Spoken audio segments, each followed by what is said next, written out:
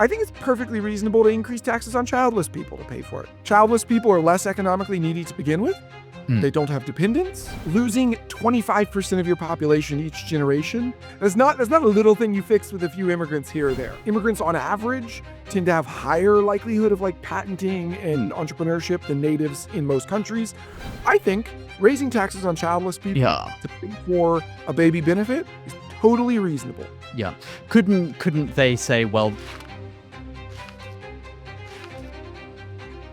Hello and welcome to the Institute of Economic Affairs. I'm Daniel Freeman. Today we'll be discussing the economics of fertility. Why are people across the world having fewer children? And what, if anything, can or should be done about it? To do so, I'm delighted to be joined by Lyman Stone, who is a demographer and senior fellow at the Institute of Family Studies. So, Lyman, thank you for joining us. It's great to be with you. Yeah. So, I suppose the first question is, what is happening to birth rates in the developed world, and why should we care? So, birth rates are going down throughout most of the developed world, and in fact, the developing world, I should mention. India is below replacement rate fertility today. So they're going down, and they're going down rather quickly. It's one thing if birth rates kind of gradually drift down over many decades, but over the last 10 to 20 years, we've seen a really startling pace of decline. And among countries that were already not super high fertility. Korea, right, has one of the biggest absolute declines in fertility is in Korea. And they were already only at 1.2 when the current decline started. So now they're 0.7 children per woman. Sorry, yes, 1.2 children, projected children per woman. So when we talk about children per woman, what we're doing is we're taking the age-specific probabilities of birth and then summing them. So this is like a very naive way of forecasting completed fertility of a woman who's 15 years old today. Yeah. I guess I should say a girl who's 15 years old today. So that's what's happening. There are a lot of different factors that feed into why. The deep underlying factors are basically skills-biased technical change. So skills-biased technical change basically means that the economy increasingly demands and rewards skills that take time to acquire. Mm-hmm. Okay? So, there aren't as many... The jobs that you can just walk on and do on day one don't pay relatively as well as they did in the past. Okay. Skills-biased technical change, and then skills-biased technical change both feeds into and is abetted by a cultural change towards later and less marriage. Okay? Those two forces, later and less marriage and skills-biased technical change, and they are related. Skills-biased technical change definitely feeds into later marriage as people kind of reach economic maturity later. But also there's a cultural shift towards delayed and less marriage. These two forces are suppressing fertility around the world. So then neither of these are brand new forces in the last 20 years. So people often ask, so why did things change in the last 10 or 20 years? And there's a couple reasons. One, fertility is not randomly distributed with age. Right? Yeah. People are just way more likely to have a baby at some ages than others. There are not many 85-year-olds having babies. There are not many 8-year-olds having babies. Most people having babies tend to be in their 20s and 30s and stuff like that. Furthermore, babies are sequential. You can't have a third baby without having a first baby. It's just, they come in order. Yeah. So the result is, if you don't get started by a certain point, your odds of having more or having any given number fall non-linearly. Okay? So let's say you want to have 2 kids. Okay? Let's say that's your goal. It doesn't really matter if you have your first kid at age 17, 20, 22, or 27. You have plenty of time to have a second kid. Right? At any of those births, at any of those ages of a first birth, you really have plenty of time to have number two. Mm. But if you have your first birth at age 35, it's much harder to get that second. Likewise, if you want 3 kids, the more kids you want, the earlier you have to start. And as the age at marriage rises, Right. you start to get these places where the share of people who just don't have time for a third or a second or a first just rises. You hit certain ages and it's just, Yeah. right? And so what's happened around the world is over the last 10, 20 years, ages at marriage and ages at first cohabitation and ages at first birth have started to hit these ages where there's just no time. Mm. The other thing that is going on the last 10 or 20 years that's harder to get a handle on is gendered polarization of values and attitudes driven by uh, basically the decline of in-person socializing and the rise of online socializing. This is connected to like changing burden of mental health conditions, polarization of genders on political views, differential educational performance. Like all these things are kind of linked together. And I think the fundamental force underlying all of them is we just don't spend time together in person anymore. Mm. Right. And And that you can see this means you're unused data. less that? likely to get, and so this means you're less likely to get married. And is the still Also, but not just married, you're just less likely to learn to enjoy the other sex. right? Like, men are an acquired taste. Uh-huh. And like when men just hang out with men, they develop habits that are like not always the most endearing to women. And same with women. When women just hang out with women, they develop habits that are not always endearing to men. We have to learn to love one another, and young people aren't learning to love one another because they're only hanging out online in places where you don't develop functional human social cues, and they develop habits that are highly sex specific. And so you get these like very gendered, like you don't need to know the gender of someone online to know their gender. If you just watch how they talk, watch the vocabulary they use, you can pretty much guess their sex. Yeah. Okay, so one element of this is sort of economic, as you outlined, basically that um, uh, people, particularly men in their 20s, are not earning as much relative to the rest of the population as they once might have, and that means people are more likely to wait to cohabit or have children. Um, and or get married, and that means they have later children, which means they have less time to have the number that they might want. Um, is there much evidence that people are having fewer children than they want? Or Yes. yeah, Yeah. So we have survey data on fertility desires. mm, Um, we have so much data on this. This is something the demographers have been surveying for almost a century. It's like some of the oldest surveys we have are actually surveys of family preferences. Um, uh, and what we see is that people in Western countries today still generally desire 2 children on average. Economists are often skeptical of these answers that mm, people give, like this kind of maybe this is castles in the air. There's a couple of reasons I think we should take these answers seriously. One is that they're longitudinally predictive. If you ask a bunch of 16-year-olds how many kids they want to have, they're not perfectly accurate, obviously, mm, right? People's lives change, they change their opinions. Some people overshoot, some people undershoot.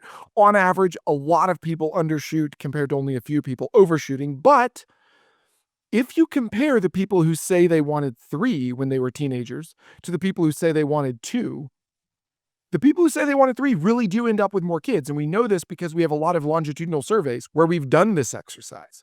And we can see that, yes, people who said they wanted 3 had more kids than people who said they wanted 2. And people who said they wanted 2 had more kids than people who said they wanted 1.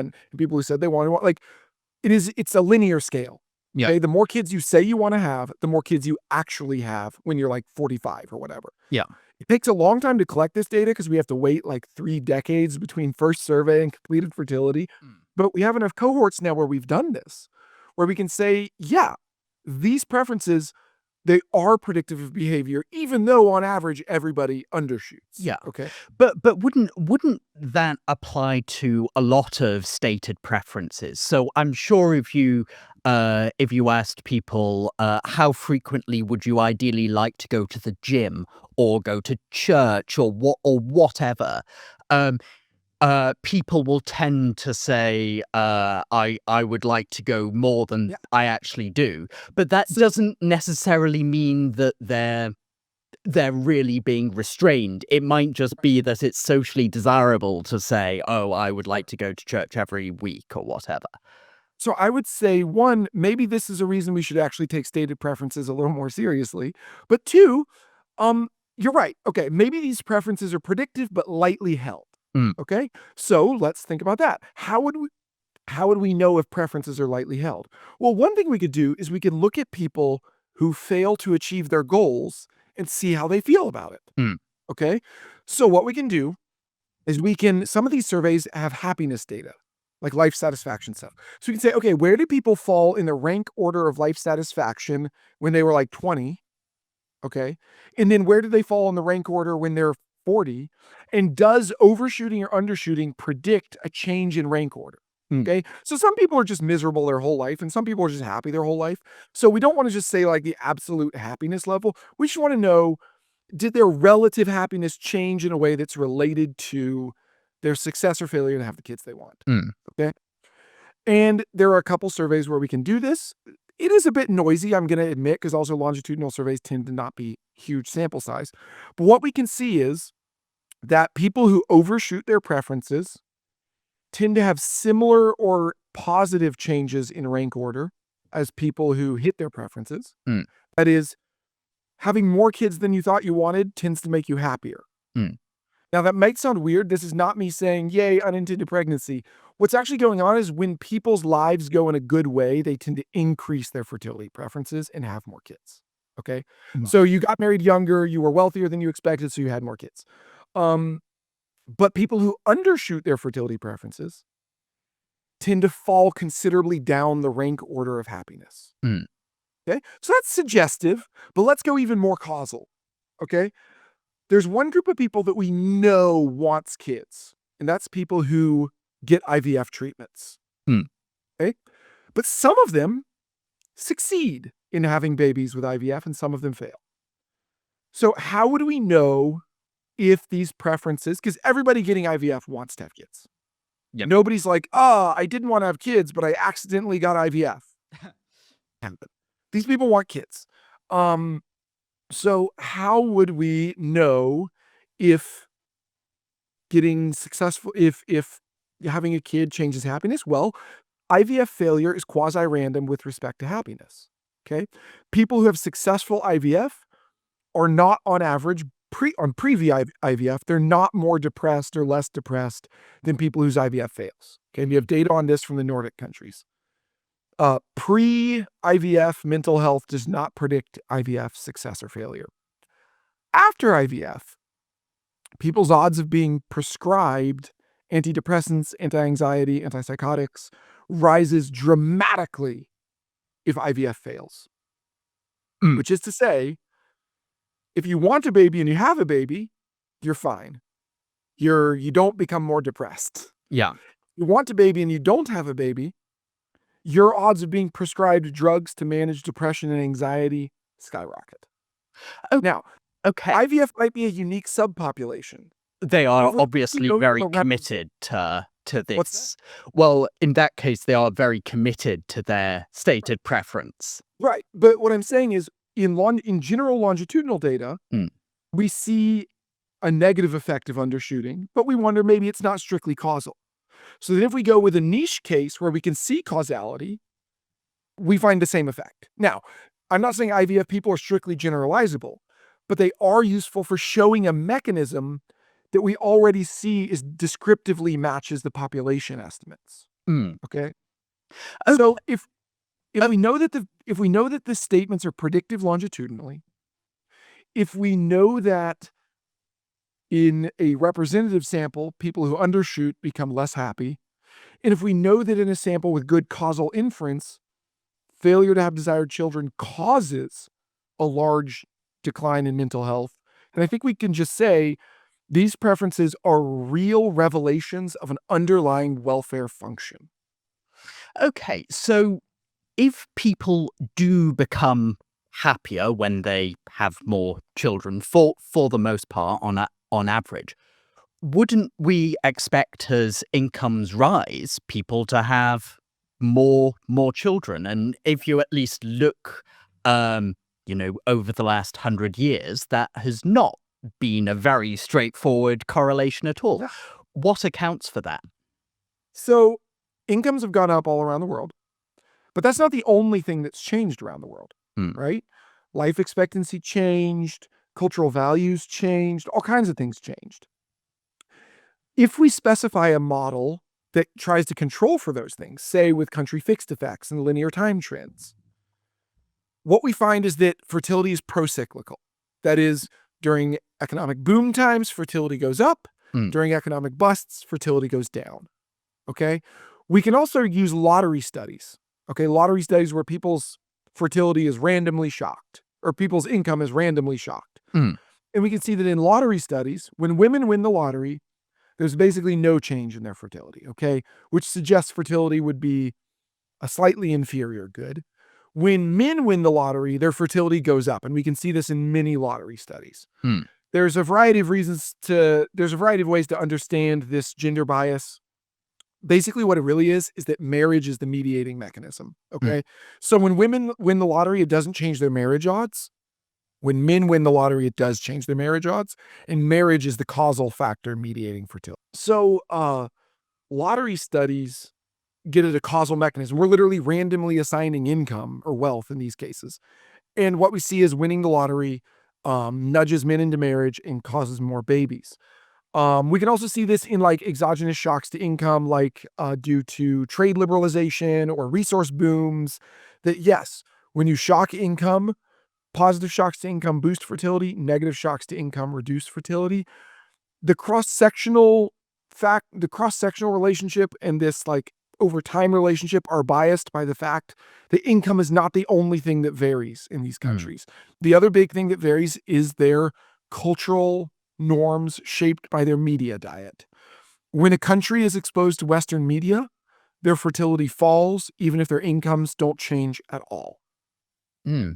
Wow, that's really interesting. I mean, okay, so even if we accept that people do genuinely want to have more children than they're having and it would make them happier, from an economic perspective, why would we care that much about this? Surely it's primarily the job of the individual to make themselves happy and, okay, maybe people would be more happy if they had more holidays each year.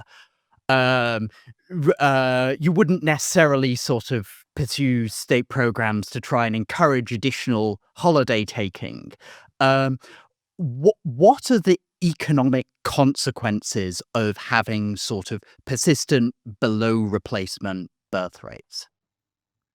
Yeah, there are a number of them. The obvious ones are things like paying for pension programs or intergenerational transfers.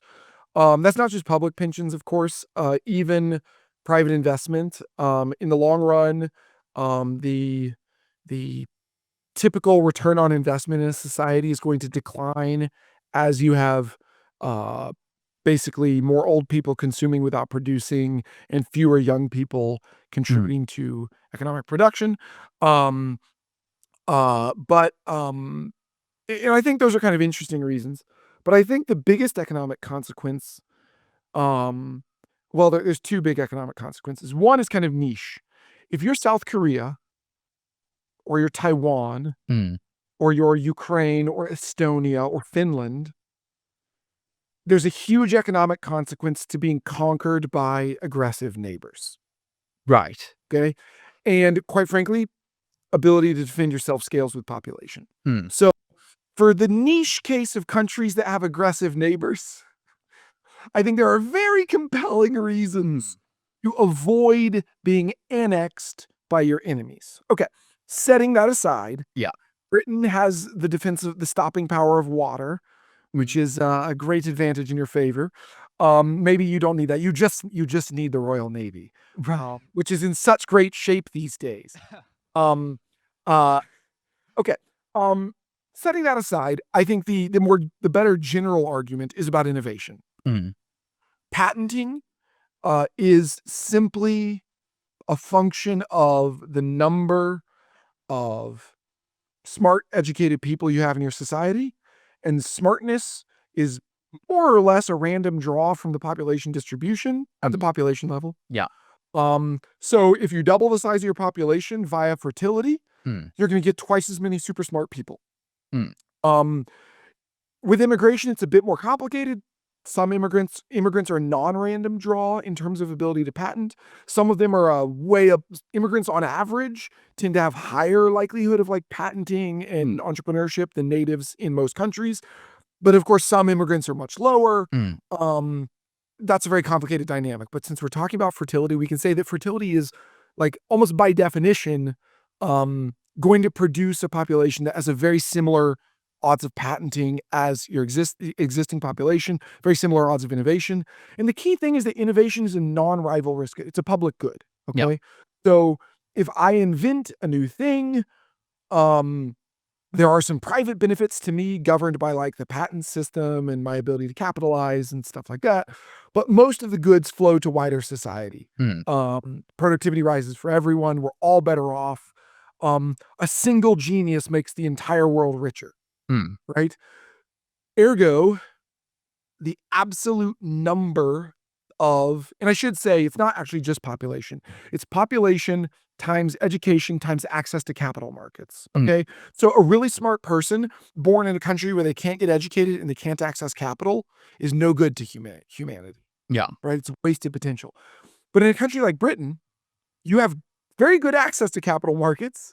You have perfectly good education. So we need you people cranking. Right. Okay. Like a baby born in Burkina Faso tragically does not contribute a ton to global human potential because they are unlikely to get good education. Even if they do, they are unlikely to get good access to capital markets. Also, there's other issues like they might have been exposed to malnutrition when they were young. And so they might literally not cognitively develop appropriately because of, parasitic diseases in childhood or whatever. But in countries like the US or Britain or France or Norway or whatever, or Japan or Korea, it's not a Europe thing, okay? Yeah. We're not talking about like white countries, okay? Or like Qatar, okay? Qatar, like there's plenty of countries where people can get educated, they can access capital. It is so good for humanity to make a lot of babies in those countries. Well, couldn't you, I mean, one of the arguments is you could equally resolve this by just relying on immigration. So you have a birth rate that is a bit below replacement, but you sort of allow more sort of smart, reasonably well-educated people into your country, and then that will also help to resolve the issue with the dependency ratio, which can create problems with pension schemes. In your view, is that not a sustainable solution, or? There are a couple reasons why. So to be clear, if you've got a society that's a bit below replacement, supplementing with immigration is a great plan. Yeah. Okay. We're not a bit below replacement. Yeah. Okay. Britain is like what, 1.4 or something? I think 1.5 was 1.5. Okay. Yeah. So you're only losing a quarter of your population size in each generation. Right. A quarter. Yeah. That's not a bit. Okay. Yeah. This is, a chasm between replacement and where you are. Losing 25% of your population each generation that's not a little thing you fix with a few immigrants here or there. Okay. So then what is the problem with supplementing with immigration on that scale? There's a couple reasons. One, there just are political constraints. Yeah. Okay. It's point blank. We all know this. We all see this. You have to decide if those are really the politics you want. Okay. Yeah. You want far-right parties to be 20 to 40% of the electorate. Do you want that? If your answer is yes, great. Bring immigrants. Maybe you'll keep maintaining, liberal democracy with 51% of the vote. Yeah. But that seems like a really high-risk strategy because like you're really rolling the dice there. Okay. The second reason is innovation. I said it's non-rivalrous. That's actually not strictly true. Okay? The country that innovates does get a first mover advantage. And the extent of that first mover advantage does depend on who the innovator is. Let me give an example of this. AI is a path-breaking technology. Okay? People think it's going to change the world. Maybe it is, maybe it isn't, who knows? It matters the flag on the passport of the person who patents, even if they all do it in America. Why? Because the flag on that passport influences the pace at which ideas spread to other countries. Okay? So a Chinese passport holder working for a US company who innovates, information about that innovation will spread much more rapidly to China than if the flag on the passport was Australian or American or Paraguayan or whatever. Okay? It is quite literally a security question for countries. It is a geostrategic question on who does the innovation. And native-born innovators are, like, quite frankly, yes, on a strategic level, it matters that the people doing the cutting-edge innovation for your country are loyal to your country. So it matters that they are native-born citizens of your country. Native-born citizens are your most, and again, this is not an ethnic thing. You know, a third-generation Pakistani Brit is a perfectly trustworthy citizen of the UK. But my point is, like, yes, like it actually does matter that the innovation in your country is not all being done by people who, as soon as they hit a certain threshold, move to their home country and cause it and allow it to scale up faster, limiting the benefits to the country that had the ecosystem that generated the innovation. That actually does matter. Another reason why immigration is not a perfect substitute is the question of desired fertility. And we don't think of this as economic, but I really think this is important. Governments do care about the happiness of their people. Okay, they do. In the US, we think of the intrinsic trifecta of fundamental liberties as being life, liberty, and the pursuit of happiness. Now, we say the pursuit, not the obtaining, but a society where, like, it's one thing to say, oh, I want $1 million yacht. Okay, the government is not obligated to give you that. But, like, I want to have 2 kids. That's not a crazy desire. And if we cannot allow people who desire to continue human civilization, if we can't supply an ecosystem where they're able to do so on a regular basis, that is the government's problem. That is a failure to provide suitable opportunities to enable the pursuit of happiness. Okay, so many governments around the world have made some attempts to increase fertility rates. You know, you've got Hungary has made a big song and dance about the 5% of GDP that they're putting towards family a number policies. you will never be able to verify from public statistics. Right. Well, this is, I suppose, an interesting question on this is, do, say, fiscal transfers of this kind, say just giving people a lump of money for each child they have, does that seem to have a noticeable effect on the number of children people have, and how much of an effect? Yes, it does. We have decades of economic research that shows clearly and decisively, unambiguously, that when you pay for babies, you get more babies.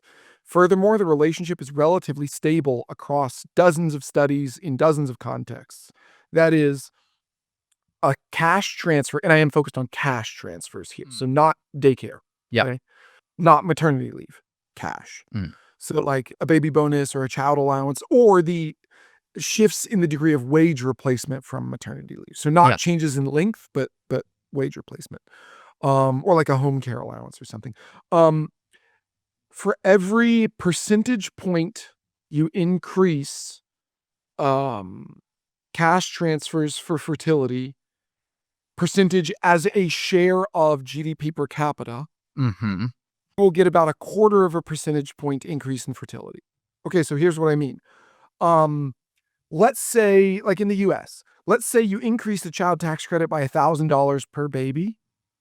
Yeah. So everybody gets $1,000 per year from age 0 to 17 for each baby that they have. The present discounted value of that is about $13,000, Hmm. which comes to about 15% of US GDP per capita. Hmm. Okay? 15% divided by 4 is what, like 4%, 3 or 4%, which means we would expect that program to increase the US birth rate counterfactually versus some plausible counterfactual. Okay. Maybe versus like the average of Canada and Australia, maybe. Yeah. I don't know. Some plausible counterfactual by about 3 or 4%. Okay? Right. This ratio is observed around the world in just a gajillion studies. And we can also verify this. Actually, I have a paper coming out in the next couple weeks where I show all the math on this. Yeah. This is true. This is the ratio. This is how it works. So yeah, we can increase fertility with money. Now, it is a bit expensive. Yeah. I mean, 3 or 4% as a return on $13,000 doesn't sound like a huge sort of amount. In order, you have to think about it a couple different ways. Yeah. Like in order to get an additional child, say on average, you're what talking about kind of $200,000, something like that. Just trying to do mental maths here. So what you have to think about is, so you end up, the price tag in the US, for example, and again, the price tag is cheaper in Britain because their GDP per capita is lower. Yeah. We are desperately poor. So like in the US, for example, this pencils out to something like 200 to 400,000 in total spending per marginal child. So you have to ask, what's the present value of adding a person to American society? Okay. The conventional statistical value of a human life in the US is anywhere from $3 to $20 million. Lifetime taxes paid by the average person are anywhere from, estimates range from $150,000 to $400,000. So it sounds like the government would be basically break even in terms of taxes on the margin. Although, of course, some of those taxes are already paying for services we already provide to that person, so it's not strictly break even. But in terms of total present value, this is massively winning, right? Like the total present value of adding a life is so much higher than what it costs to add a life. And I think that's because most of the benefits of adding a human are externalities, right? They're all the other people we benefit through it. Now, there are also internalities. A lot of the benefits, a lot of the statistical value of a human life are the benefit to the person themselves. So you could make an argument, if you were an economically minded psychopath, that babies born from this program should just be born with debt. Right. Okay. Now, I don't think this is a bad idea. So everyone has a $400,000 debt when they're born. To increase some taxes, pay for baby benefits. Okay. What taxes? Well, I would say consumption taxes are a nice one to increase. But I would say in general, like, I think it's perfectly reasonable to increase taxes on childless people to pay for it. Childless people are less economically needy to begin with. They don't have dependents. We could say non-disabled childless people. Let's go with that. Yeah. So if you're a childless person and you're, not disabled, and you're, let's say, over the age of 25 and under the age of 65, yeah, I think you should pay higher taxes because you are a dependent on society. Your future, your retirement savings, your pensions, everything, it depends on the labor of future people, and those future people depend on the labor of parents. And you know what? You should pay extra for the fact that you're not contributing to society by raising children who are going to pay for the future. So I think raising taxes on childless people to pay for a baby benefit is totally reasonable. Yeah.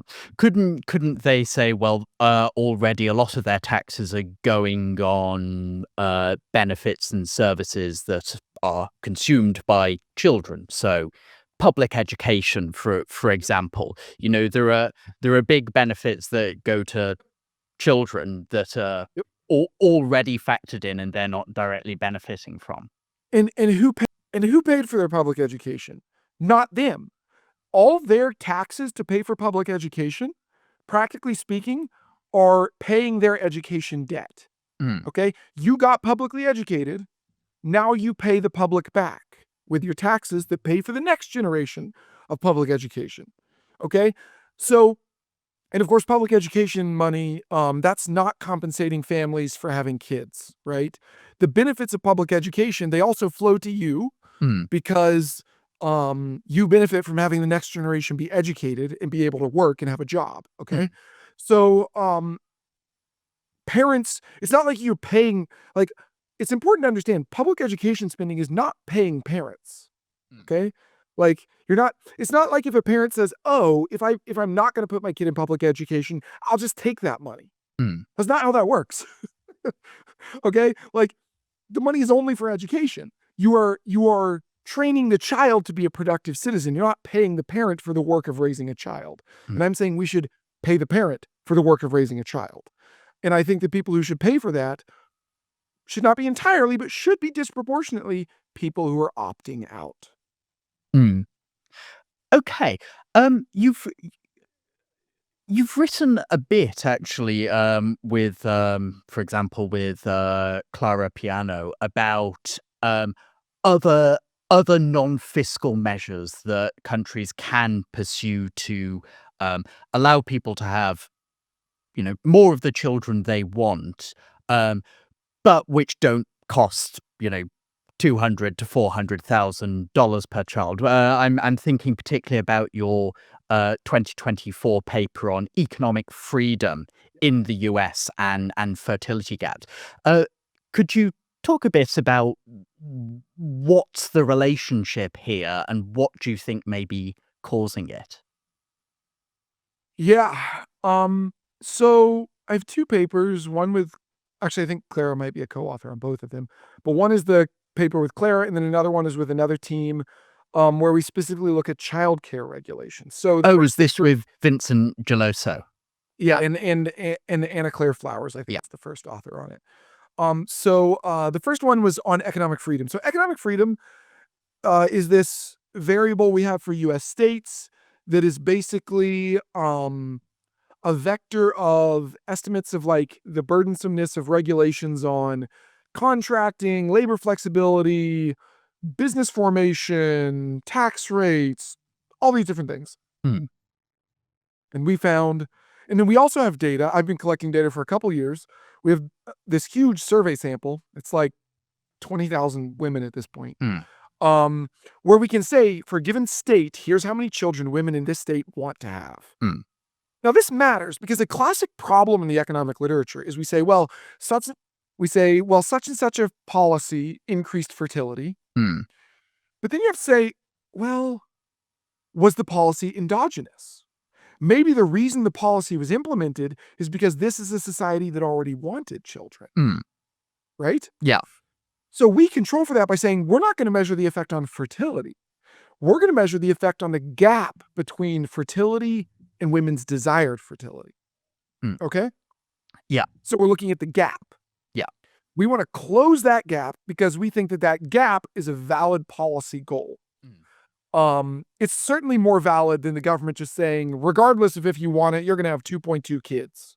Right? Like the government should not be telling people to have kids they don't want to have. Yeah. So and what we found is greater economic freedom is quite strongly associated with a smaller fertility gap. And what's also interesting is when we use the fertility gap measure, we can eliminate the effects of things like religion, migrant background, all these things on fertility. They all just operate through the fertility preference vector. Okay. So we can eliminate all these things. Are like, well, did you control for all those things? They end up just operating through the fertility preference channel, which is like awesome, actually. What we show is economic freedom, very good. Specifically, we show that most of this is operating through the sub-index on labor freedom. Right. Okay. So basically, freedom of contracting. So a lot of this is you can think of things like right to work. So basically, when it's really hard for companies to hire and fire according to their needs, when workers cannot easily find kind of gig work, flexible work, Yeah. when they don't have options in those regards, fertility is lower. Mm. We found that it's not super closely related to like the tax and spend element. Mm. Um, we also showed that it's not other kinds of freedom. Like it's not like press freedom or Yeah. something like that. It truly is like labor market flexibility. Like Yeah. matters a lot. Yeah. And I should say we're part of actually a long strand of literature that uses other methods to show that labor market flexibility matters a lot. By the way, what countries in Europe have the highest fertility?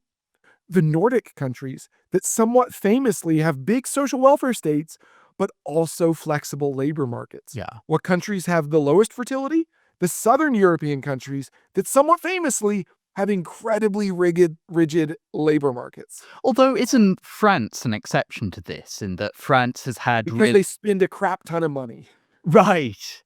France is the paradigmatic case of just throw money at it.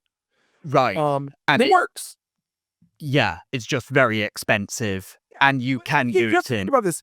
France's pronatal policies over the last 80 years. Hmm. I published a paper where I did all the modeling to show this.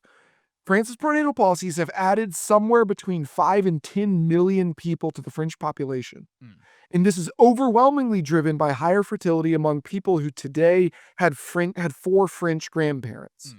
Okay? So this is not just like, oh, immigrants came in and all had a ton of babies. No. This is like people whose haplogroups are like R1A and they've been here for 10,000 years. Yeah. Those people had more babies Hmm. because of French pronatal policy. France has added 5 to 10 million people because of these policies. Yeah. That's basically like saying without pronatal policy, France would not have the Paris metro area. Hmm. So when we say the effects of pronatalism are small, like, oh, it would only increase fertility by 8%.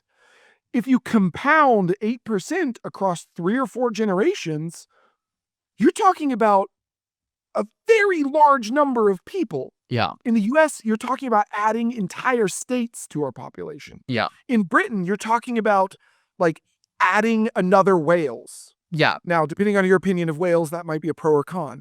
But regardless, Yeah. like these they sound small because like, oh, it's a couple of percentage points. Yeah. Fertility is compound interest. Yeah. Okay?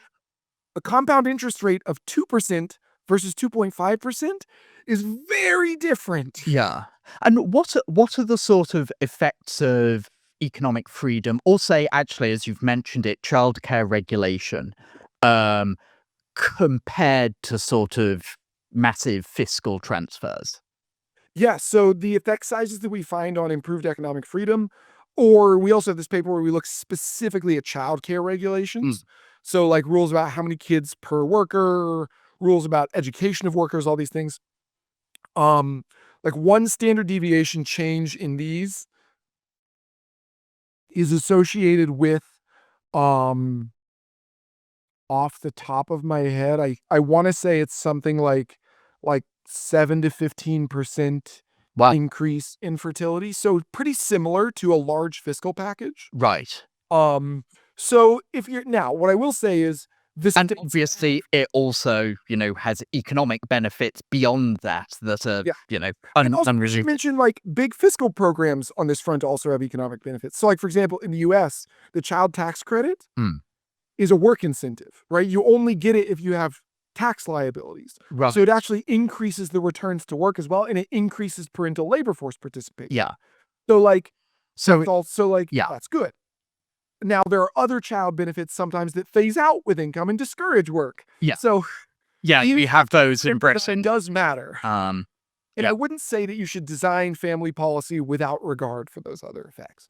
Yeah. But yeah, so these regulatory policies, yes, they're similar in effect to like a large fiscal benefit. Yeah. And so I think that's a pretty strong argument for why regulatory interventions should be a huge part of any kind of pronatal intervention. I mean, look, I'm all in favor of giving cash to families, but ignoring the regulatory side is so stupid. Yeah.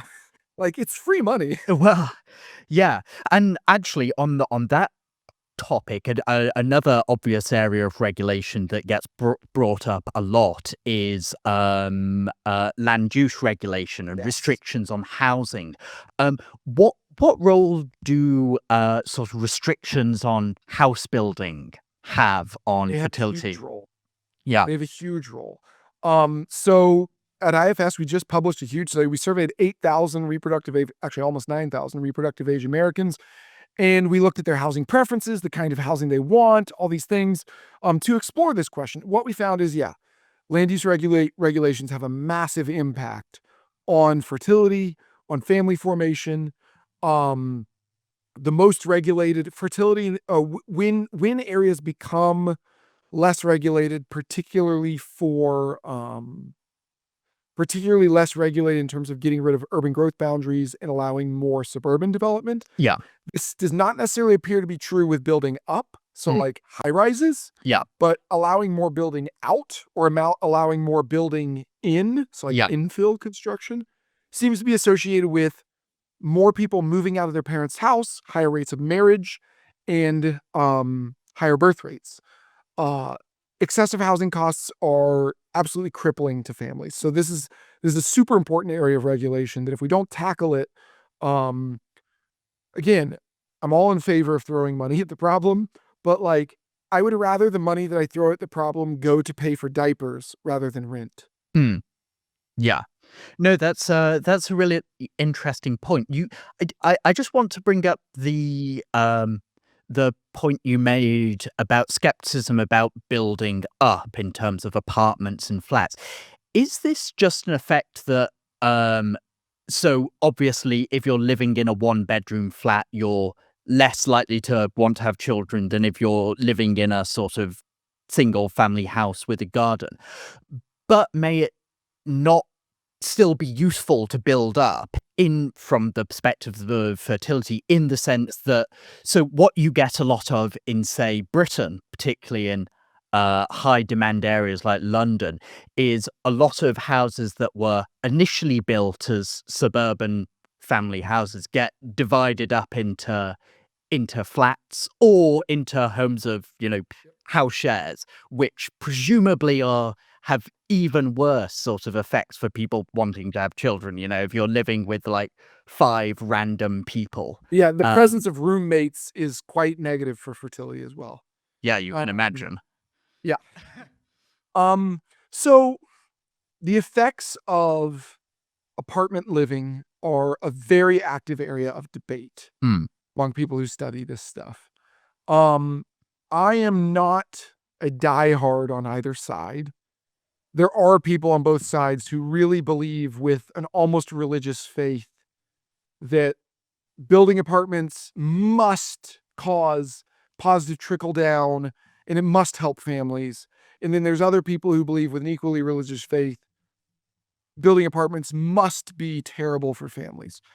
My view of the evidence is this: building stuff other than apartments definitely helps families.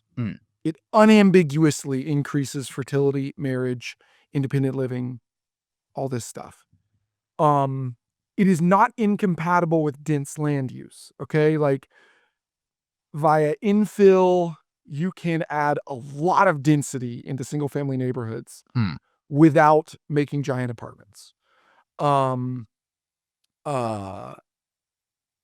If you already have 12 stories, there's probably no harm in adding 12 more. I think the balance of the evidence suggests that right now it would be disadvantageous to bulldoze a single family neighborhood and build towers, even if you were adding more square footage or square meters of housing on net. Right. Okay? So even if you're adding more floor space, more units, more bedrooms, bulldozing the single family to build the tower is on net possibly slightly negative for fertility. But yeah. But what if you're simultaneously expanding the supply of if you are expanding the supply of single family even more, then on net your reform is probably positive. But my point would be, probably all of the positivity is coming from the single family side, most likely. Right. Now, again, I'm just gonna flag again, the research on this is very contested. It's not settled. There's still a lot we're learning about these kind of upzoning type reforms. As a congenital market liberal myself, free market guy myself, what I want to say is just like, select the whole zoning code, press delete. That's the best housing policy. But it's not clear to me that that's actually the case. And part of the reason is the construction market is wonky. So I worked with a lot of builders and architects actually, for some current projects, and it's not a super frictionless market. So I don't know exactly how it works in the UK, but in the US, it's not just regulations. Every project has to be financed, like a big development project, and banks are ultimately on the hook for this stuff. So they're not going to finance a project that they don't think is going to sell. And how do they know something's going to sell? Because the identical tower was built somewhere else and it's sold there, which means there's actually it's a very short list of projects that banks will actually finance. There's a lot of housing to build in the US that's legal to build, but that no bank will lend to build. And it's not because somebody built it and it failed. Yeah. Because they're just risk averse, especially with how high interest rates are right now. And so, like, you have a sticky market where a relatively small number of actors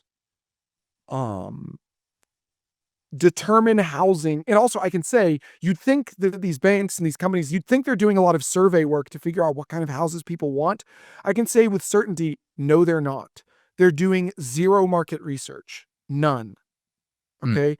There is, in the United States, there is essentially zero market research being done actually in a rigorous way, exploring the kind of housing people want. There's market research where they say, oh, this area has a bunch of double income, no kids, or this area has these types of people. But there's almost nobody actually out there doing detailed, high quality work, exploring preferences for house type. How I know that is a long story, but there really isn't anybody doing it. And so a lot of these, so the market is quite literally flying blind. And I think that there's free lunches laying around for builders that are willing to be like, I'm just going to build a neighborhood that's like dense single family. And you can see a couple places have done this and they're crazy lucrative. Like the builders that actually do this, they are clearly making a ton of money. Yeah. But it's very difficult to find the place where it's legal, financeable, all this stuff. Yeah. Okay. We're sort of running up to our limit. I just want to briefly touch, you've done some work as well on the effect of booster seats and booster seat requirements. What effect do child seat regulations have on the number of children people have? So this is not my original work. It's some other researchers, but there is a paper that suggests that stricter car seat rules, so requiring car seats for older and older kids, reduce fertility, primarily because they cause families to be stuck at certain numbers of children until a kid ages out of a car seat or until they get a bigger car. Yeah. And look, okay, the net effect of this across like even a country the size of the US is not huge. Like statistically speaking, we're talking like a tiny fraction of 1% of like it's like 0.03% of births prevented by this or something. But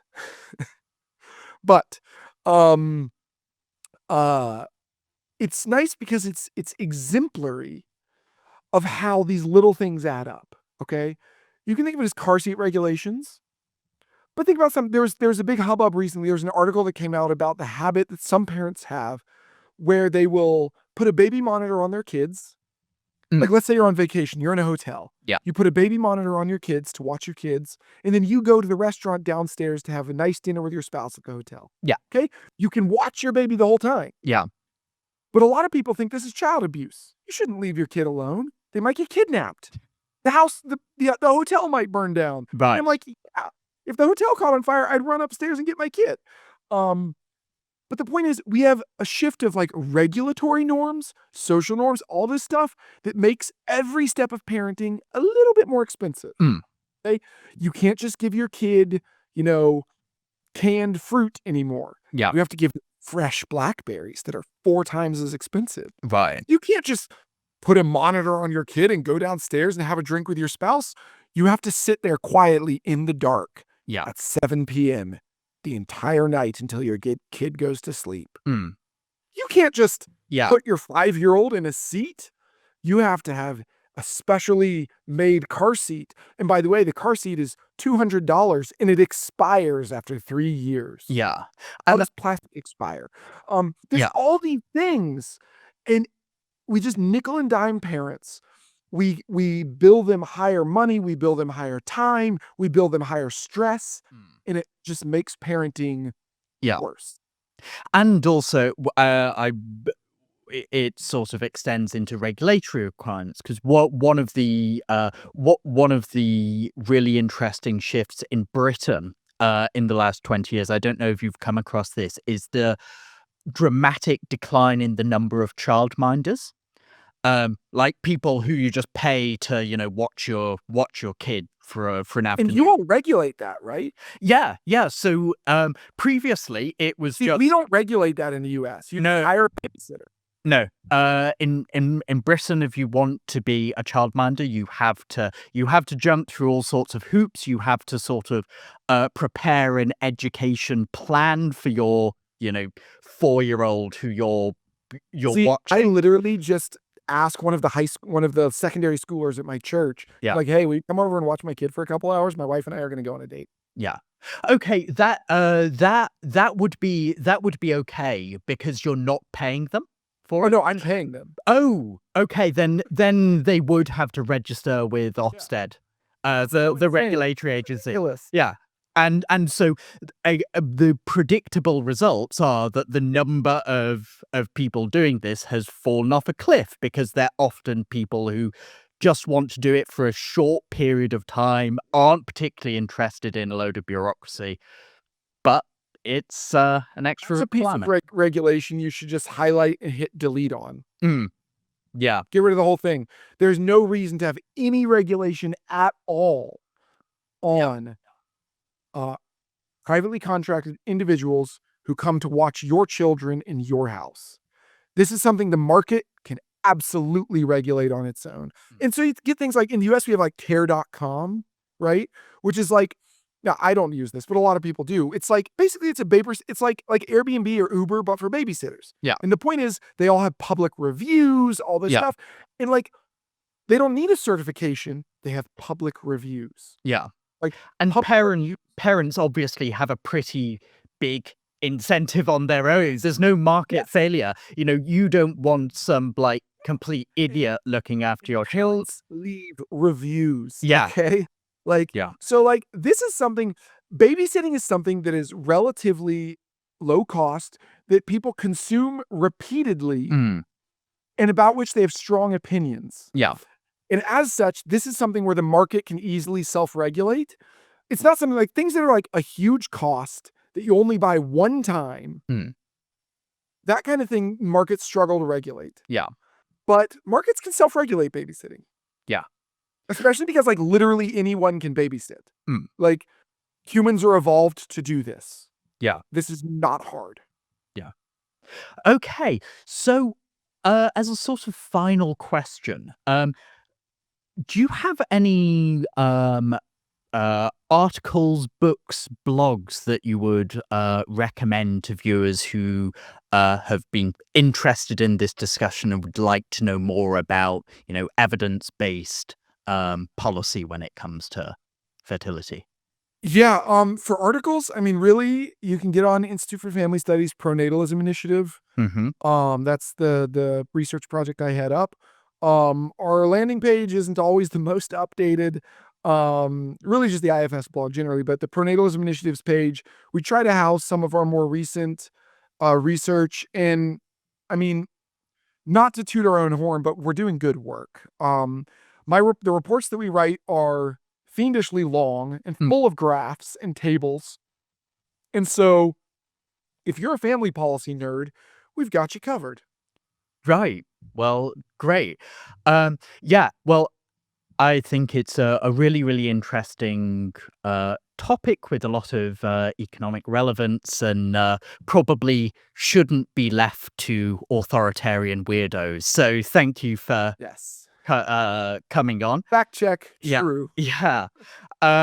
If and for viewers, if you've enjoyed this episode and would like to see more interviews and content, do subscribe to the IEA's YouTube channel, and also subscribe to our Substack at iea.insider.com. Thank you for watching, and I'll see you next time.